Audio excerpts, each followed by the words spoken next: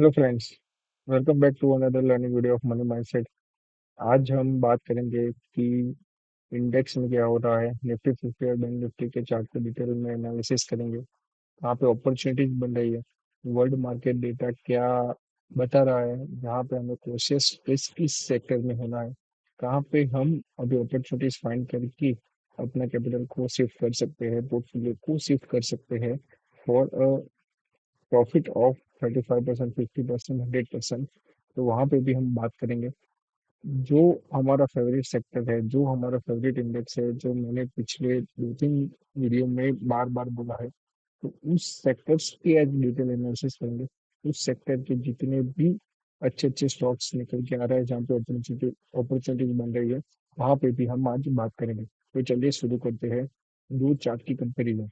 यहाँ पे हमारे सामने निफ्टी फिफ्टी और बैंक निफ्टी है। दोनों अपने आप में ही एक स्ट्रॉन्ग हाथी है, जो इस मार्केट के डायनेमिक्स को प्रेजेंट करते हैं कि मार्केट में क्या हो रहा है। जो लार्ज कैप स्टॉक्स है, जो अच्छे अच्छे स्टॉक्स है, वो स्टॉक्स को लेकर ये इंडेक्स बनते हैं। तो ये निफ्टी फिफ्टी और बैंक निफ्टी को हम आज डिटेल में कंपेरिजन करेंगे। तो चलिए देखते हैं कि निफ्टी फिफ्टी में क्या हो रहा है।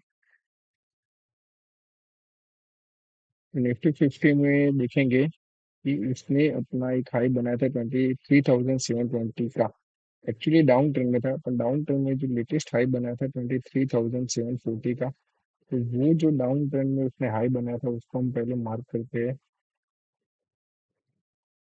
फिर दूसरा हाई अभी रिसेंटली बनाया, जो 23,800 सेम लेवल का हाई बनाया था, तो उसको हम मार्क करते हैं। तो ये हमने मार्क किया है।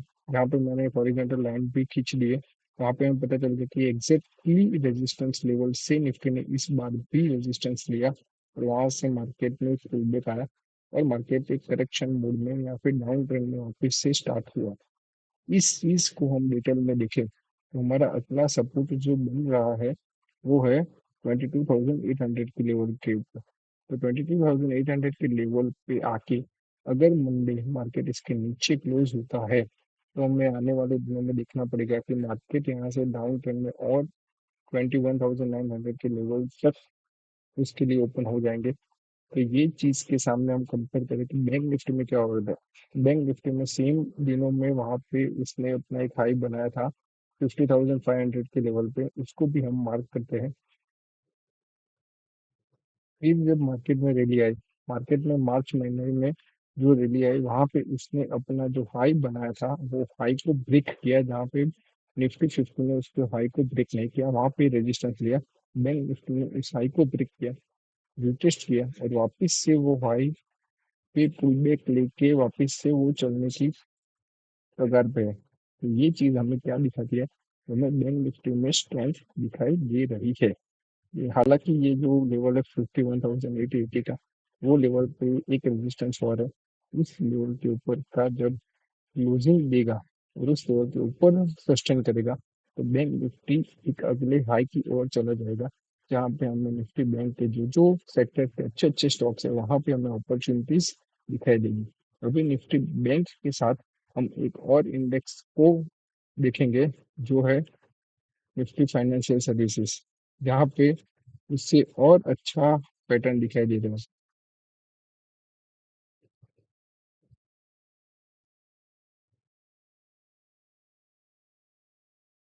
चलिए हम इसको भी कंपेयर करते हैं। यहाँ पे सेम चीज, दो बार हाई को टेस्ट किया, वहां से रिजेक्शन दिया।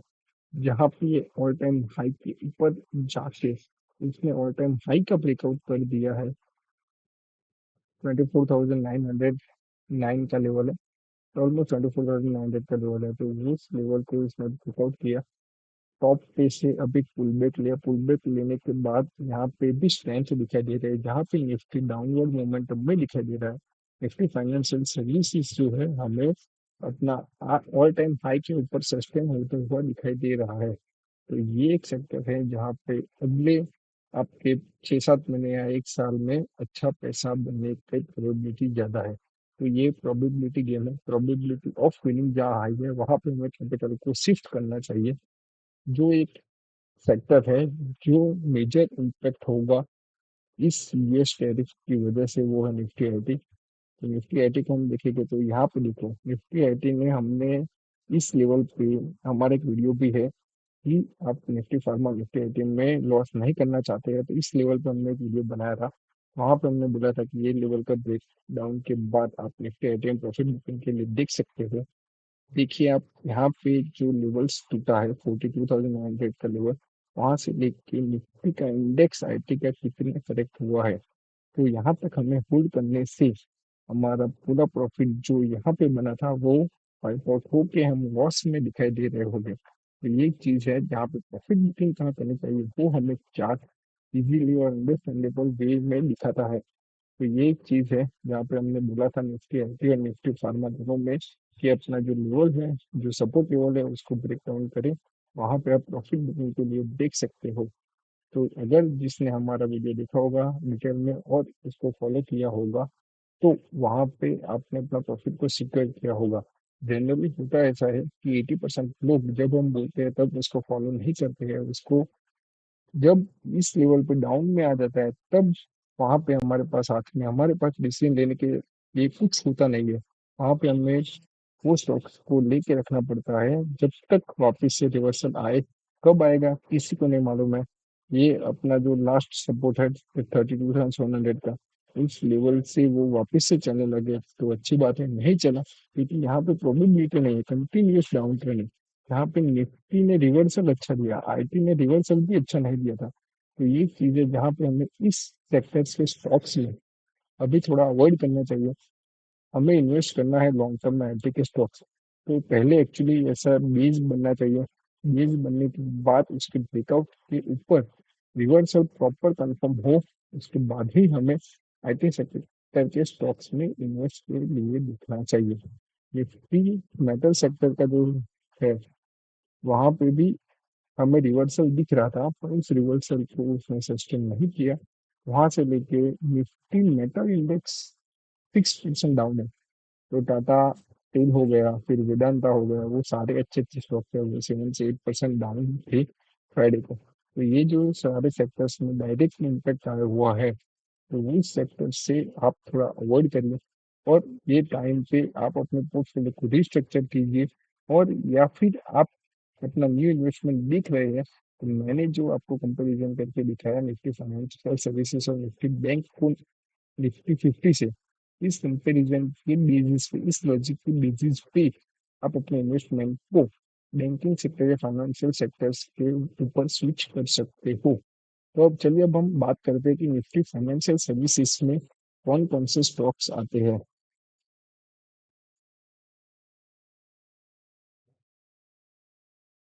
निफ्टी फाइनेंशियल सर्विसेज में जो जो प्राइवेट सेक्टर बैंक है उसका कंट्रीब्यूशन है 69-70%। ऑलमोस्ट प्राइवेट सेक्टर बैंक यहाँ पे 70% निफ्टी फाइनेंशियल सर्विसेज में उसका होल्डिंग है। और एनबीएफसी है उसका 10% होल्डिंग है। तो मेजर 80% होल्डिंग इस दो सेक्टर्स में है। तो हम देखते हैं कि निफ्टी फाइनेंशियल सर्विसेज में प्राइवेट सेक्टर बैंक्स में किसका कितना वेटेज है।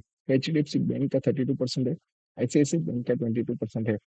पहले इन दोनों के चार्ट्स को हम थरली ऑब्जर्व करते हैं कि एचडीएफसी बैंक और आईसीआईसी बैंक्स में क्या हो रहा है। अभी हम इसको सिंगल चार्ट में कन्वर्ट कर देते हैं।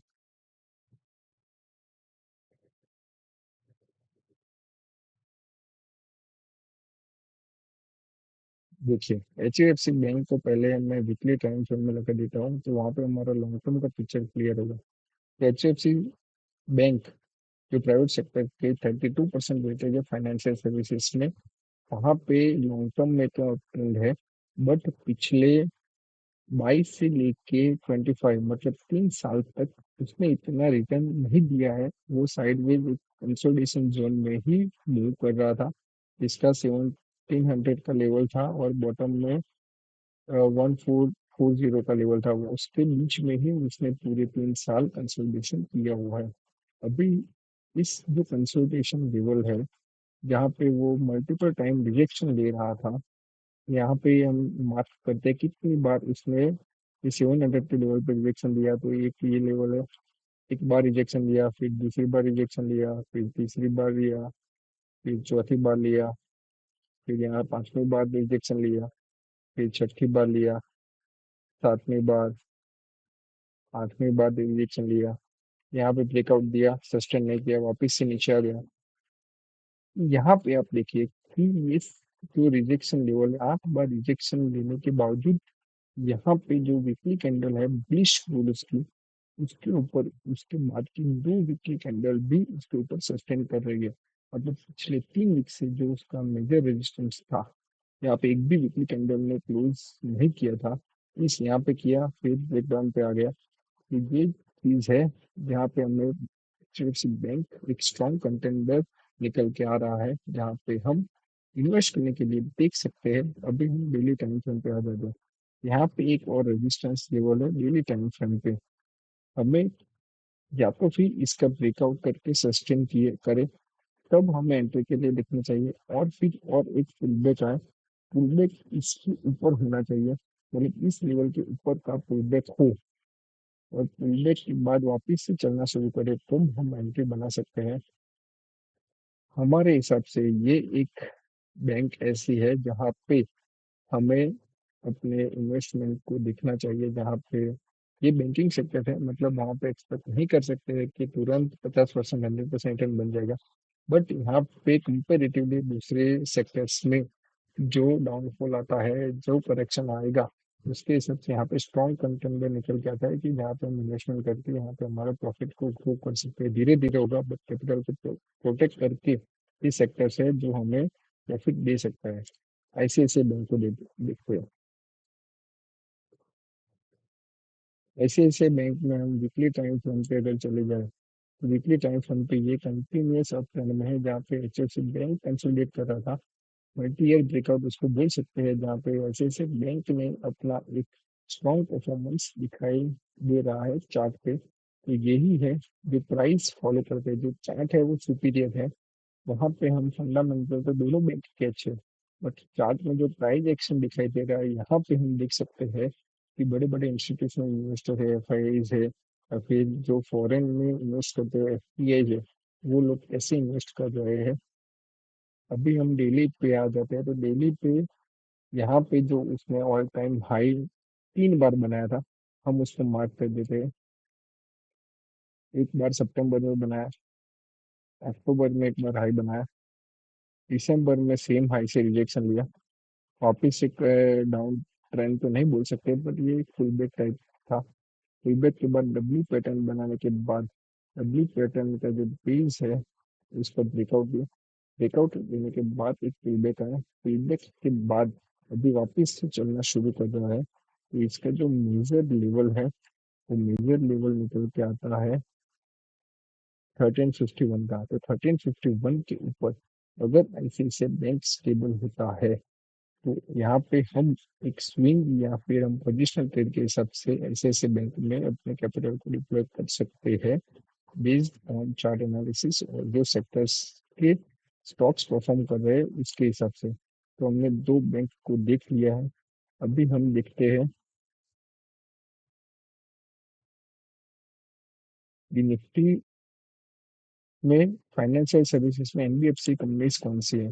तो उसमें बजाज फाइनेंस, जहाँ पे मैंने एक डिटेल वीडियो बनाया है, वहाँ पे मैंने फंडामेंटल टेक्निकल दोनों को कंबाइन करके एक एनालिसिस की हुई है। तो हम बजाज फाइनेंस, श्रीराम फाइनेंस और चोला फाइनेंस तीनों के चार्ट्स फटाफट से देख लेते हैं। बजाज फाइनेंस में हमने मल्टी ईयर ब्रेकआउट का एक इंस्टाग्राम पे रील भी बनाया था। यहाँ पे हमने बोला था कि 8237 इसका मल्टी ईयर ब्रेकआउट है, वहाँ पे सस्टेन करे तो वहाँ पे एंट्री के लिए देख सकते हैं। तो यहाँ पे जिसने देखा होगा और हमें फॉलो किया होगा, तो उसका यहाँ से लेके हम देख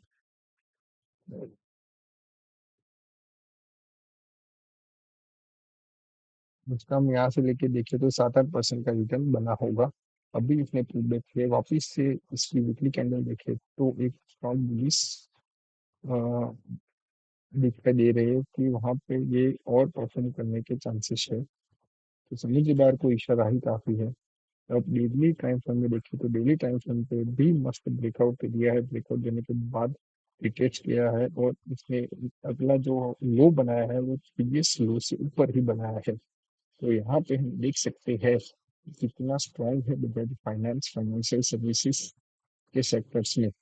दूसरा हम देखते हैं श्रीराम फाइनेंस।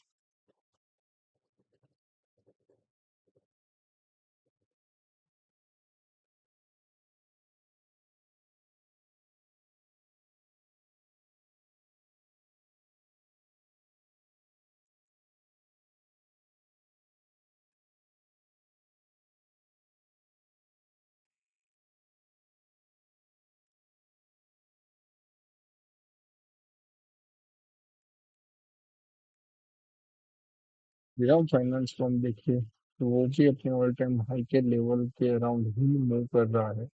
यहाँ पे उसने जो अपना प्रीवियस हाई बनाया था, जो मेजर रेजिस्टेंस के तौर पे काम कर रहा है, वहां से उसने वापस से एक रेजिस्टेंस लिया हुआ है। तो अभी इसमें एंट्री के लिए नहीं देखा जा सकता है, बट इसको नज़र में रखा जा सकता है जब इसके ऊपर सस्टेन करे और जब 619 के लेवल के ऊपर क्लोजिंग दे, तब यहाँ पे हमें एक अच्छा बुलिश ट्रेंड दिखाई दे रहा है, जहाँ पे हम ऑलमोस्ट देखें तो 20% का रिटर्न इसने 60 डेज में दिया था। तो ऐसा करके हम यहाँ पे अपने कैपिटल को स्विच कर सकते हैं कि ये एक स्ट्रॉन्ग सेक्टर है जहाँ पे डाउन ट्रेंड जाने का चांसेस कम है। तो हम प्रोबेबिलिटी गेम पे काम करेंगे तो श्रीराम फाइनेंस, बजाज फाइनेंस है, एचएफसी बैंक है, आईसीआईसीआई बैंक से ये स्ट्रॉन्ग कंटेंडर निकल के आ रहे हैं जो निफ्टी फाइनेंशियल सर्विसेज को ऊपर ले जाने का काम करेंगे। ओवरऑल हमें एक स्ट्रॉन्ग सेक्टर्स दिखाई दे रहा है, एक अपॉर्चुनिटी दिखाई दे रही है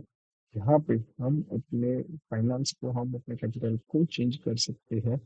उसका एक और रीजन है कि आरबीआई की मॉनेटरी पॉलिसी कमेटी की मीटिंग है इस वीक। तो इस वीक मॉनेटरी पॉलिसी कमेटी में आरबीआई अपने रेपो रेट को और कम करने जा रहा है या और कम करेगा। इस हिसाब से भी फाइनेंशियल सेक्टर्स में परफॉर्मेंस देखने के लिए मिल सकता है। तो ये सारे जो लॉजिक्स है, ये सारे जो चार्ट्स है, टेक्निकल्स है, उसके हिसाब से आपके सामने एक अच्छा लॉजिक के साथ एक सेक्टर पेश किया है। यहाँ पे आप देख सकते हैं कि आने वाले दिनों में अगर हमें यहाँ पे एक सही अपॉर्चुनिटीज मिल रही है तो हम ये अपॉर्चुनिटीज को ग्रैब कैसे करें। जैसे कि हम एक बजाज फाइनेंस का एक एग्जाम्पल लेते हैं। वहां पे कैसे होता है, जो हमें स्विंग लेना है या फिर हमें एंट्री बनानी हो रही, तो ये एक परफेक्ट एंट्री कैंडल है। यहाँ पे हम एक एंट्री के लिए देख सकते हैं, जहाँ पे हम सपोज की इसके क्लोजिंग प्राइस पर एंट्री का दिखे तो हमारा एसएल बन जाएगा ऑलमोस्ट 6% का। इसके नीचे जाए तो हम अपने पोजिशनल या फिर हम जो स्विंग के लिए हमने कैपिटल डिप्लॉय किया है तो इसके नीचे हम एसएल ले सकते हैं। बट अगर इसने ये लेवल के ऊपर का क्लोजिंग किया तो हम यहाँ पे ऑलमोस्ट 12 से लेके 15% का टारगेट देख सकते हैं, जो ऑलमोस्ट 10,000 का लेवल्स निकल के आता है। तो ये ऐसे हम परफॉर्म कर सकते हैं जहाँ पे हमारा जो लॉस है वो लॉस कम हो गया, प्रॉफिट के चांसेस ज़्यादा है, प्रोबेबिलिटी ऑफ विनिंग ज़्यादा है। तो इस तरीके से हम अपने स्विंग या पोजिशन ट्रेड में एंट्री बना के इसको होल्ड कर सकते हैं। इसके बीच में कुछ भी हो, no emotion, no any human interference लाना है, पूरे सिस्टमेटिक तरीके से हमें यहाँ पे काम करना पड़ेगा। तो इसी के साथ आज का वीडियो को हम समाप्त करते हैं। Thank you so much guys.